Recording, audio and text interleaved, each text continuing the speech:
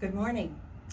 I'm Ms. Lee in the company of dragons, and we're at the Wellesley Free Library. Let's begin with our gathering song. The more we get together, together, the more we get together, the happier we'll be. For your friends are my friends, and my friends are your friends. Oh, the more we get together, the happier we'll be. Today, we're going to be talking about dragons. And let me show you the dragon on the back of my kimono that my father brought to me many years ago.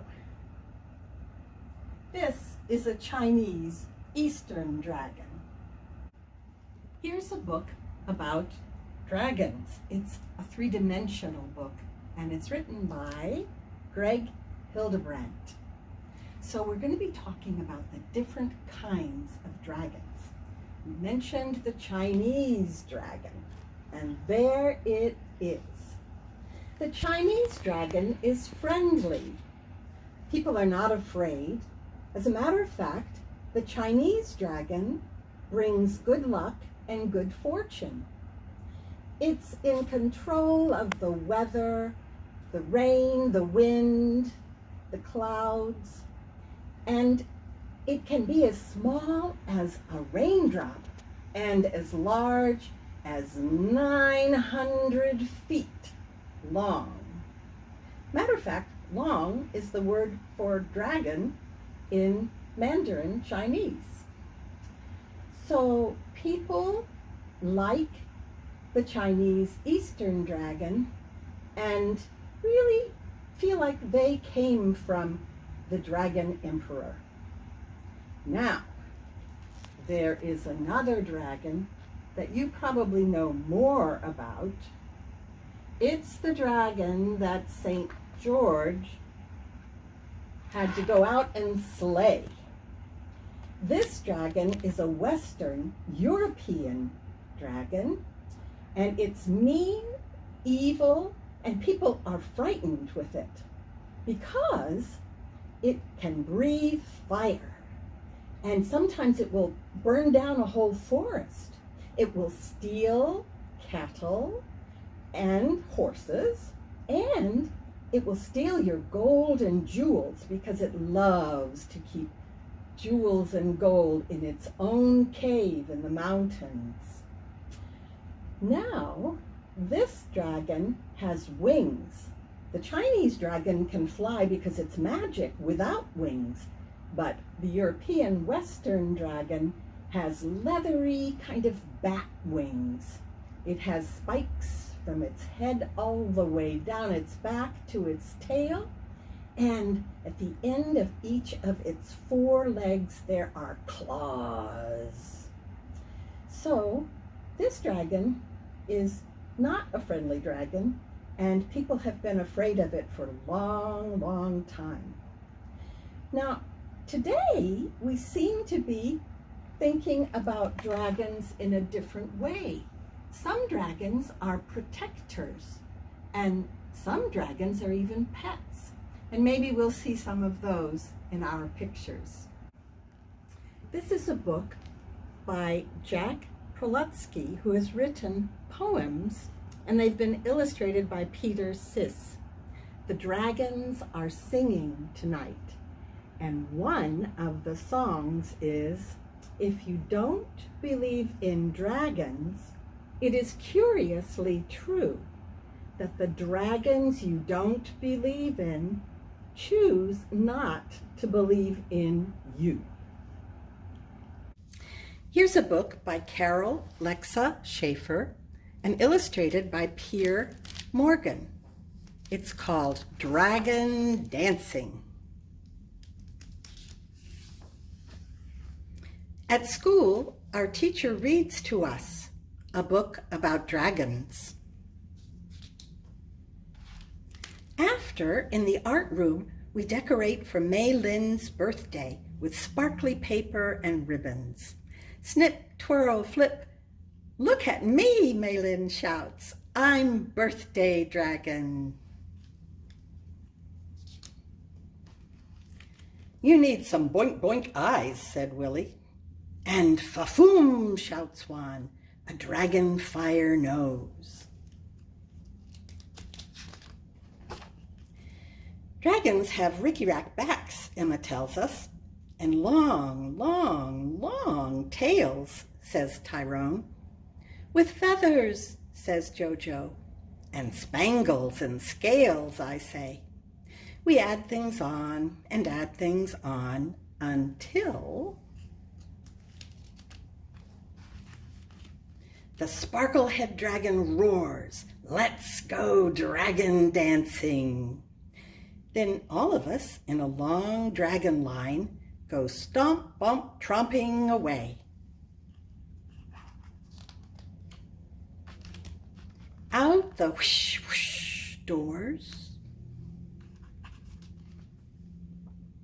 zigzagging over snowy mountain tops,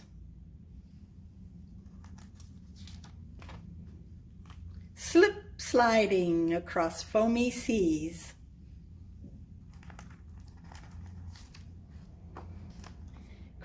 crouching through tall forests,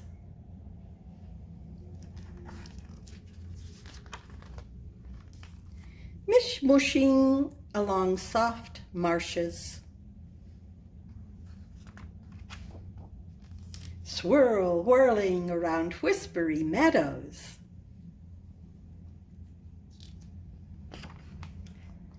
la-dee-da-dawdling under sweet cherry blossom trees, until from far away we hear our teacher calling.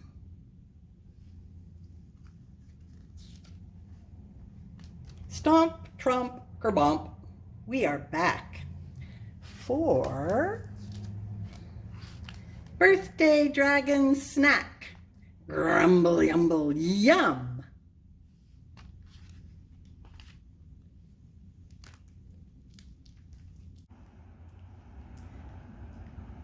Here come my friends Flash, Dash, and Crash.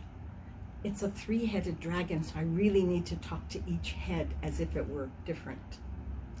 So, Tolkien, who wrote The Hobbit and The Lord of the Rings, said that if you want to talk to dragons, you should speak in riddles, because dragons love wasting time answering riddles. So let's ask them a riddle each, okay? Flash. Which side of a dragon has the most scales? The outside. Good job. Now, Dash, how do you know if there's a dragon in the closet? Oh, you know, because the door won't close. Got it. Now, Crash. This one is easy, I think. What is your favorite snack? Fireworks. Excellent. Now, can you three come up with a riddle for us?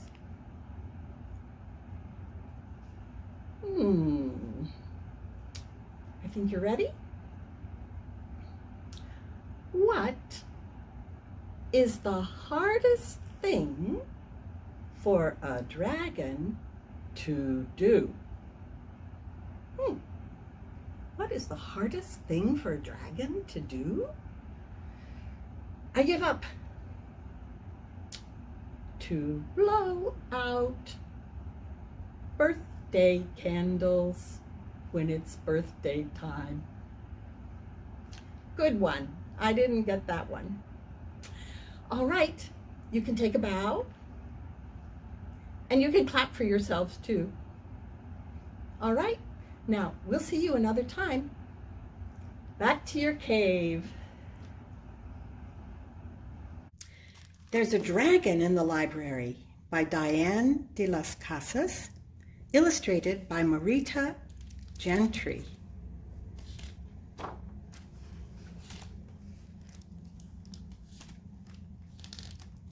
Max loved story time at the library with Miss Dada, the children's librarian. One day after story time, Max spotted a large speckled egg on the bottom shelf of a bookcase. He moved closer for a better look. When the egg began to shake and then crack, right in front of Max's eyes hatched a small dragon. Max ran out of the children's section to find his mom. "Mom," he exclaimed, "there's a dragon in the library, speckled in green. He's a hungry thing. He's an eating machine." "Shh," Max's mom whispered. "Max, you are so funny. Miss Donna must have had a really good story time." "There really is a dragon in the library," Max's mom said. "Max, there's no dragon in the library, but you have a great imagination." She laughed and patted him on the shoulder. "Come on, Max, let's go." The next week, Max visited the library again. As he searched the shelves for a book, he spotted a wing on the other side. Max followed the wing, and sure enough, he found the dragon. The dragon had grown and was eating a book. Crunch, crunch. Max ran out of the children's section to find his dad. "Dad," Max exclaimed, "there's a dragon in the library, speckled in green. He's a hungry thing. He's an eating machine." "Shh," Max's dad whispered. "You're right, there's a dragon in the library. You believe me?" "Of course. Books are filled with dragons of all kinds. There really is a dragon in the library," Max's dad said. "Max, there's no dragon in the library, but you have a great imagination." He laughed and patted him on the shoulder. "Come on, Max, let's go." The following week, Max visited the library again. Sure enough, he caught the dragon hiding behind a beanbag in the children's section. The dragon, which had grown, nibbled on the book "Where the Wild Things Are." Crunch, crunch, crunch. The following week, Max visited the library with his class. He ran straight to the children's section to find the dragon. The dragon had grown to a monstrous size, and his head nearly touched the ceiling. Then he grabbed a book and began gobbling. Crunch, crunch, crunch. "You eat like a pig. You're going to eat everything in here," exclaimed Max. The dragon snorted at Max, and a puff of smoke rose. Max ran out of the children's room to find his teacher. "Mrs. Good," Max exclaimed, "there's a dragon in the library, speckled in green. He's a hungry thing. He's an eating machine." "Shh," Mrs. Good whispered. "How big is it?" "Really big. He likes to eat books and other stuff. The other day, he was eating Where the Wild Things Are." Mrs. Good said, "Isn't that one of your favorite books, Max?" "Yes, but it's gone now." Mrs. Good said matter-of-factly, "Your favorite book isn't at the library because someone checked it out. It was not eaten by a dragon." "There really is a dragon in the library." Mrs. Good said, "Max, there's no dragon in the library, but you have a great imagination." She laughed and patted him on the shoulder. "Come on, Max, let's go." The next time Max visited the library, the dragon was so big that Max could barely believe his eyes. The dragon's tail stretched from one end of the children's section to the other. The speckled dragon chewed on a dictionary. Crunch, crunch, crunch. Max scolded, "Books are for reading, not for eating." The dragon glanced disdainfully at Max and stuck out his tongue. "That's it. I'm going to tell someone who will believe me." Max ran out of the library and found Officer Riley. "Officer Riley," Max shouted, "there's a dragon in the library, speckled in green. He's a hungry thing. He's an eating machine." Officer Riley asked, "Is that so, Max?" "Yes, and he's huge. Soon he's going to eat up the whole library." "Well, maybe we should check it out," said Officer Riley with an amused grin. "Why don't you take me to the library, Max?" Max and Officer Riley marched to the library. They could barely believe their eyes. Standing outside, Max's mom and dad, Miss Donna and Mrs. Good, along with the entire town, watched the spectacle in shock. Max said, "There was a dragon in the library, but no one believed me. Now there's a library in the dragon."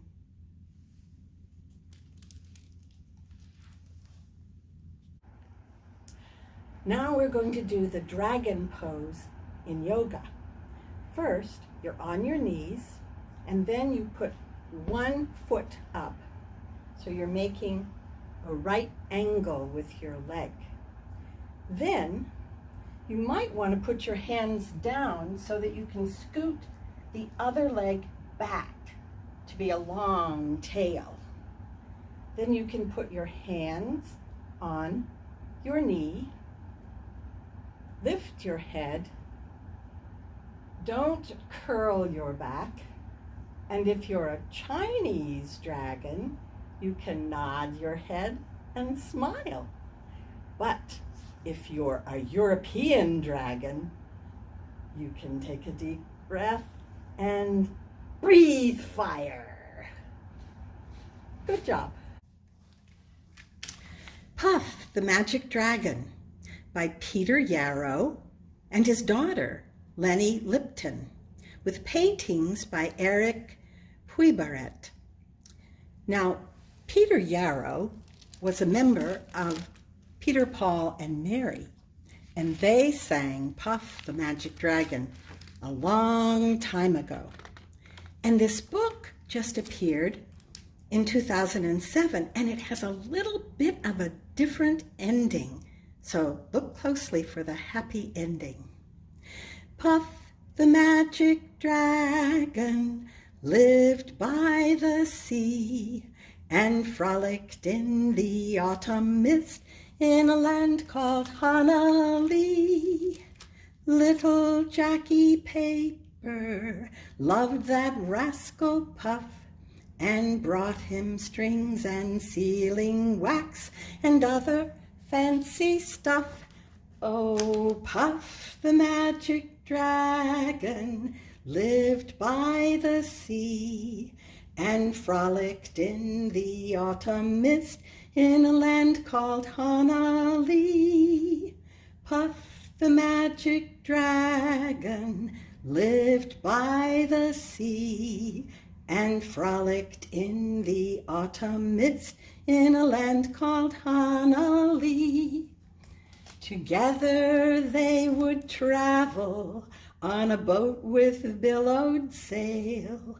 Jackie kept a lookout perched on Puff's gigantic tail.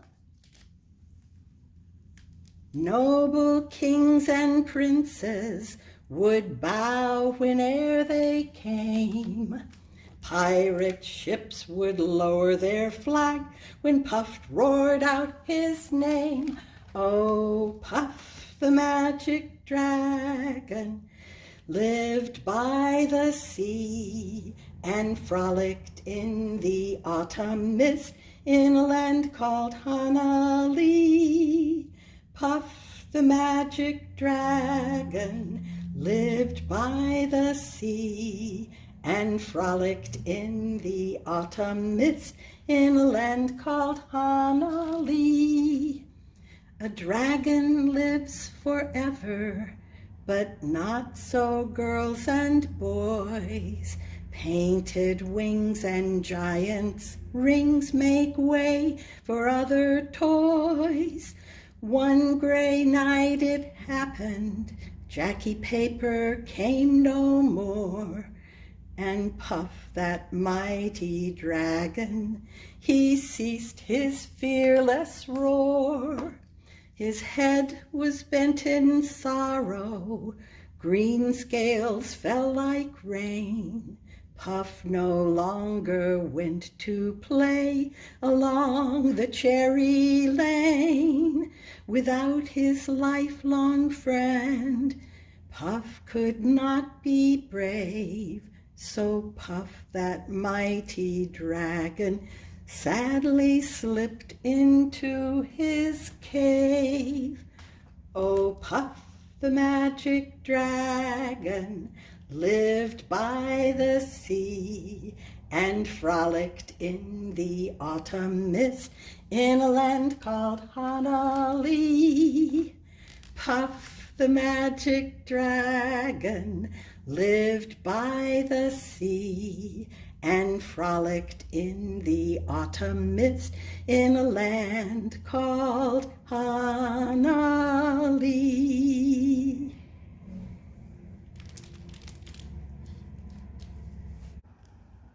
Here there be another dragon. Have you met Sprinkles?